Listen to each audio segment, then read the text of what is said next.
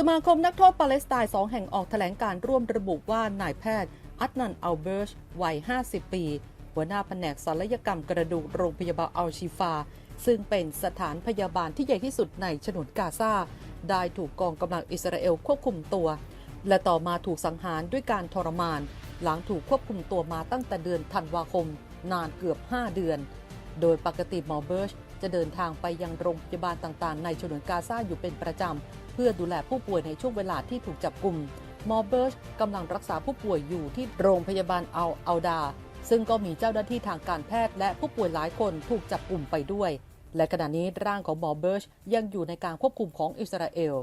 ด้านโฆษกกองทัพอิสราเอลรายหนึ่งที่ไม่ได้เปิดเผยชื่อระบุว่าหน่วยงานราชทัณฑ์ได้ประกาศให้นายแพทย์เบิร์ชเสียชีวิตเมื่อวันที่ 19 เมษายนระหว่างที่อยู่เรือนจำโอเฟอร์ที่อิสราเอลควบคุมอยู่ในเขตเวสต์แบงค์ที่ถูกยึดครองโดยหมอเบิร์ชถูกควบคุมตัวด้วยเหตุผลด้านความมั่นคงของชาติอย่างไรก็ดีทางกองทัพก็ไม่ได้แสดงความเห็นใดๆเพิ่มเติมต่อการเสียชีวิตของนายแพทย์เบิร์ชทั้งนี้อิสราเอลมักกล่าวหาว่ากลุ่มฮามาสใช้โรงพยาบาลเพื่อจุดประสงค์ทางทหารและแพทย์ที่อยู่ในโรงพยาบาลก็สมรู้ร่วมคิดด้วยขณะที่นางฟรานเชสกา อัลบาเนซีผู้แทนพิเศษของสหประชาชาติด้านดินแดนปาเลสไตน์ก็ได้โพสต์ลง X ระบุว่าตนเองตื่นตระหนกอย่างยิ่งต่อการเสียชีวิตของนายแพทย์ชื่อดังรายนี้ตนขอเรียกร้องให้เหล่านักการทูตเข้าแทรกแซงด้วยมาตรการที่เป็นรูปธรรมเพื่อปกป้องชาวปาเลสไตน์ตอนนี้ไม่มีชาวปาเลสไตน์คนใดที่ปลอดภัยภายใต้การยึดครองของอิสราเอลในปัจจุบันเลยด้านกลุ่มองค์กรแพทย์รวมถึงองค์การอนามัยโลกก็ได้ออกมาเรียกร้องให้หยุดการโจมตีเจ้าหน้าที่สาธารณสุขในฉนวนกาซามาแล้วหลายต่อหลายครั้งซึ่งทางกระทรวงสาธารณสุขปาเลสไตน์ก็ออกแถลงการระบุว่าการเสียชีวิตของนายแพทย์เบิร์ชทำให้จำนวนบุคลากรทางการแพทย์ที่ถูกอิสราเอลสังหารนับตั้งแต่วันที่ 7 ตุลาคมปีที่แล้วมีจำนวนสูงถึง 496 รายทีนี้สมาคมตัวแทนของนักโทษกล่าวว่าสิ่งที่เกิดขึ้นกับนายแพทย์เบิร์ชคือการจงใจลอบสังหารซึ่งเป็นส่วนหนึ่งของการกำหนดเป้าหมายไปยังแพทย์และระบบการดูแลสุขภาพในฉนวนกาซาอย่างเป็นระบบของอิสราเอลขณะที่นักโทษที่ได้รับการปล่อยตัวได้แบ่งปันเรื่องราวที่เกิดภายในเกี่ยวกับการทรมานและความอัปยศอดสูที่เจ้าหน้าที่สาธารณสุขในเรือนจำอิสราเอลต้องทนทุกข์ทรมานเป็นพิเศษรวมถึงคำให้การของเจ้าหน้าที่สาธารณสุขที่ได้รับการปล่อยตัวออกจากเรือนจำก็กล่าวถึงการทุบตีอย่างรุนแรงการขาดอาหารและน้ำการบังคับให้ถูกปฏิบัติตัวอย่างน่าอับอายเช่นล่ามโซ่ตรวนบังคับให้คลานด้วยซึ่งอิสราเอลตอบโต้ว่าได้ปฏิบัติต่อนักโทษอย่างเป็นไปตามกฎหมายระหว่างประเทศเช่นเดียวกับนักโทษการเมืองคนอื่นๆที่อิสราเอลจับกุมตั้งแต่เดือนตุลาคมปี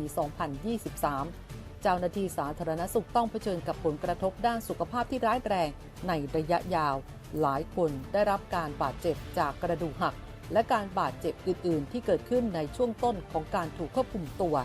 จนเห็นได้ชัดเจนว่าร่างกายทรุดโทรมลงรวมถึงน้ำหนักก็ลดลงอย่างมีนัยสำคัญอีกทั้งรูปร่างหน้าตาก็เปลี่ยนไปด้วย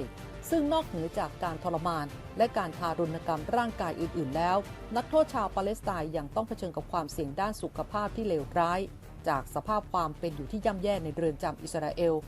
วิกฤตด้านสุขภาพครั้งล่าสุดครั้งหนึ่งคือการระบาดของโรคหิดในเรือนจำอัลนากับซึ่งเกิดจากความแออัดยัดเยียดปริมาณน้ำที่ลดลงและสิ่งอำนวยความสะดวกด้านสุขอนามัยที่ไม่เพียงพอ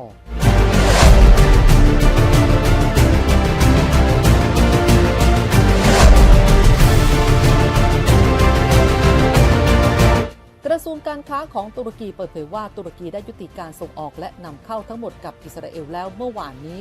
โดยระบุถึงโศกนาฏกรรมด้านมนุษยธรรมที่เลวร้ายลงในดินแดนต่างๆของปาเลสไตน์แถลงการระบุว่าตุรกีจะใช้มาตรการใหม่เหล่านี้อย่างเคร่งครัดจนกว่ารัฐบาลอิสราเอลจะอนุญาตให้มีการส่งความช่วยเหลือด้านมนุษยธรรมไปยังฉนวนกาซาได้อย่างต่อเนื่องและเพียงพอด้านรอยเตอร์รายงานว่าตุรกีและอิสราเอลมีประมาณการค้าที่ระดับ 6.8 พันล้านดอลลาร์ในปี 2566 โดยในเดือนเมษายนตุรกีได้บังคับใช้มาตรการจำกัดการค้าขายกับอิสราเอลเนื่องจากอิสราเอลปฏิเสธไม่ให้ตุรกีมีส่วนร่วมในการปฏิบัติการส่งความช่วยเหลือทางอากาศให้กับฉนวนกาซา โดยเมื่อวานนี้นายอิสราเอลแคชรัฐมนตรีต่างประเทศอิสราเอลเผยว่านายเรจิป เทยิป แอร์โดอันประธานาธิบดีตุรกีกำลังฝ่าฝืนข้อตกลงโดยการปิดกั้นท่าเรือสำหรับการนำเข้าและส่งออกของอิสราเอลโดยเขาโพสต์บน X ตอบโต้ว่านี่คือพฤติกรรมของเผด็จการโดยไม่สนใจผลประโยชน์ของประชาชนและนักธุรกิจชาวตุรกีและไม่ปฏิบัติตามข้อตกลงทางการค้าระหว่างประเทศนอกจากนี้นายแคชยังเปิดเผยว่าเขาได้สั่งให้กระทรวงการต่างประเทศอิสราเอลดำเนินการเพื่อหาทางเลือกทางการค้าโดยเน้นไปที่การผลิตในประเทศและการนำเข้าจากประเทศอื่นๆแทนมาร่วมสนับสนุนท็อปนิวส์นำเสนอความจริงได้แล้ววันนี้เพียงกดปุ่ม Super Thanks แล้วเลือกจำนวนเงินตามที่ต้องการได้เลยครับขอบคุณครับ